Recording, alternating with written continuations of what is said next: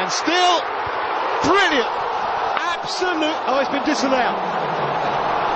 Crave more content such as this, then go ahead and hit that red subscribe button right now. Hey guys, what's up and welcome back to our channel. Football is the most watched sport in the world. Billions of fans and supporters watch the game every time when it's on. Thousands of players from different leagues or domestic competitions compete from all over the world. One would think that such enthusiasm over a single sport would mean that most fans would be well versed with all or most of the rules. Well, think again. Here are some unknown yet bizarre rules that many fans have never even heard about. Number 10, red card before whistle. Before 2016, a lot of the rules and regulations were changed and amended. A referee could give out a red card even before they blew the first whistle to indicate the start of the match. Players had to be on their best behavior therefore and keep as far away from a referee as possible without coming off as rude or offending the referee. Players never knew what could get on the nerves of a referee, therefore they just stood still, trying not to get a red card at the start of the game. The captains had to make sure they were respectful and well-mannered during the toss and whilst exchanging flags. The players had to make sure to save all the swearing and bad-mouthing till the game started. This wasn't that big of a deal, as a red card before a whistle was rarely given, but it was always in the back of everyone's minds, and so everyone did all they could to avoid the red card. Now, however, there's no such rule and players can express themselves however they wish.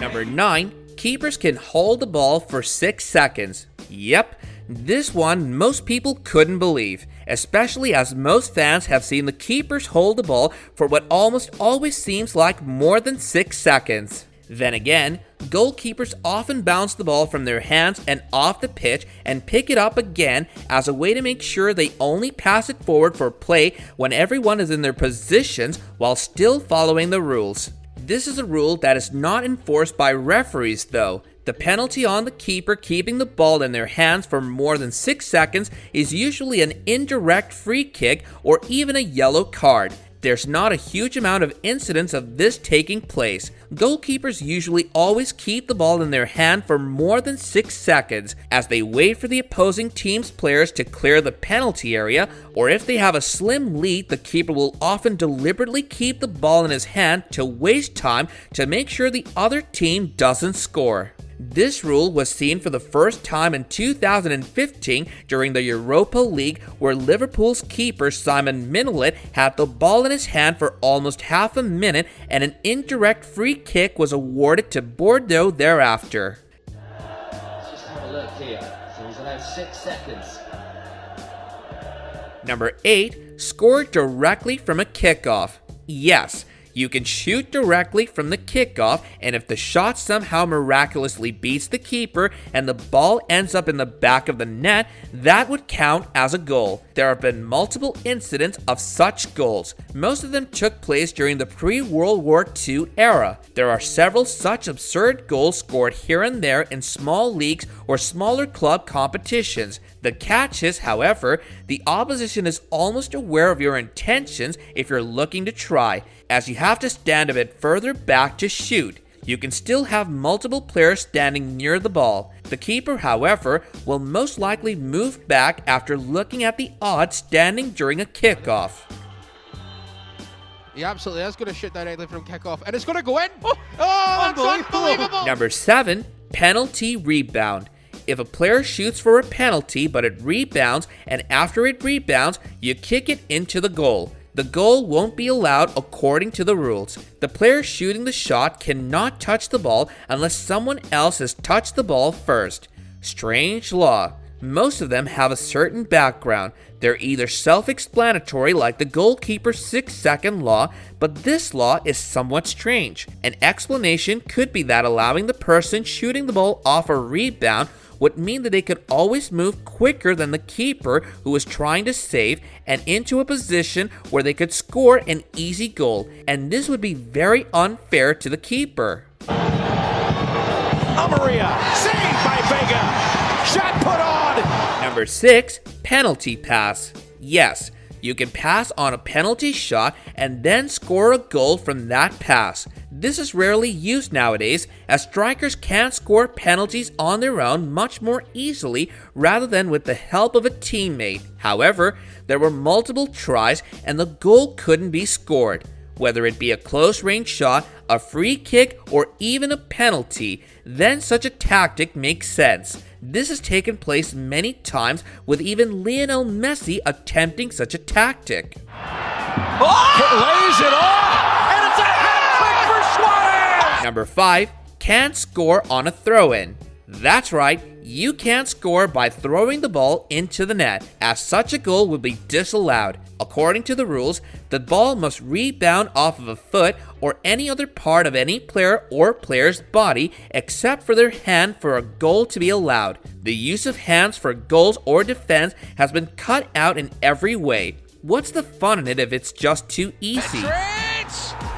Oh my word! Number 4, free kick own ball. In the old ages of football, some wise guy must always kick the ball accidentally into his goal while trying to pass it to his teammates, which resulted in the making of this law. If you shoot a free kick and it ends up in your goal, the other time gets a corner. As a comparison, the old rule was free kicking towards one's own goal won't count as a goal and a goal kick would ensue. It's the craziest goal I've seen in ages! Number 3, external object and goals. So basically, if a spectator throws something on the field or if someone shows up running across the field, if there's any sort of outside interference by any external object that causes a goal to be scored, for example, the ball deflects off a beach ball thrown onto a field and it ends up in the back of the net. In 2009, a game against Sunderland, this is what happened with Liverpool at Anfield. The striker shot the ball, which deflected against a beach ball and ended up in the net. The law say that such a goal would immediately be disallowed. In that game, however, it wasn't. And he made no mistake. Dot comes in. Johnson and Rayner are bamboozled by the balloon. Number 2, up to referee to stop streakers. People running onto the field to enjoy the game with the players are not the responsibility of the security. Instead, it is the job of the referee as per the football rules.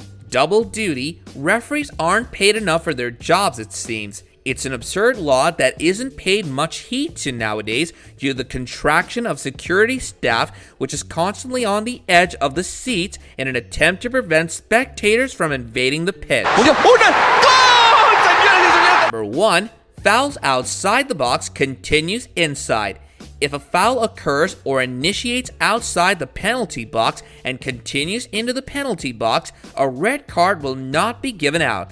Instead, the foul will be considered to have been outside the box, but a penalty shall still be awarded. This happens often, and the referees themselves are at times oblivious to this law, giving a red card instead of a penalty, which is in fact the wrong decision. Let us know your thoughts about these rules in the comments below and whether you think they're justified or just plain bogus. And while you do that, also be sure to leave a like and subscribe.